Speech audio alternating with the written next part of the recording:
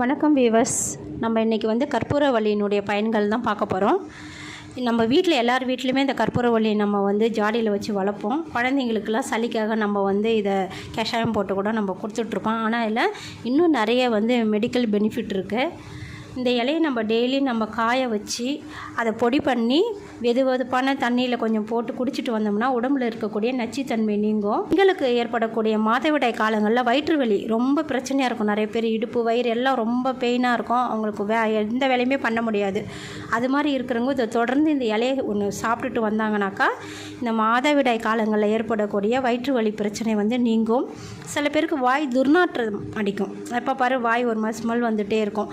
அவங்க யார்கிட்டே பேசுகிறதுக்கு கூட ஒரு மாதிரி அச்சப்படுவாங்க. அவங்களாம் டெய்லி இந்த இலையை ஒன்று சாப்பிட்டுட்டு வந்தாங்கன்னா அந்த வாய் துர்நாற்றம் நீங்கிடும்.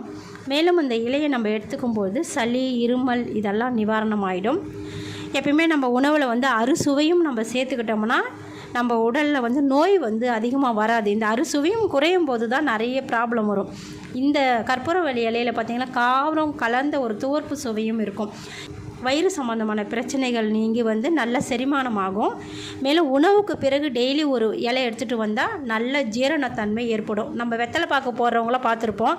ஆனால் நிறைய பேருக்கு வெத்தலை பாக்கு போடுறதுக்கு பழக்கம் இருக்காது. அவங்க வந்து இந்த கற்பூரவள்ளி இலையை வந்து உணவுக்கு பிறகு நீங்கள் எடுத்து சாப்பிட்டிங்கனாக்கா உணவு வந்து பார்த்திங்கன்னா நல்லா செரிமானமாகி நமக்கு வந்து ஹெல்த்தான ஒரு வாழ்க்கை கிடைக்கும். அதனால் இந்த வீடியோ பிடிச்சிருந்ததுன்னா லைக் பண்ணுங்கள், ஷேர் பண்ணுங்கள், சப்ஸ்கிரைப் பண்ணாதவங்க சப்ஸ்கிரைப் பண்ணுங்கள். Thank you viewers.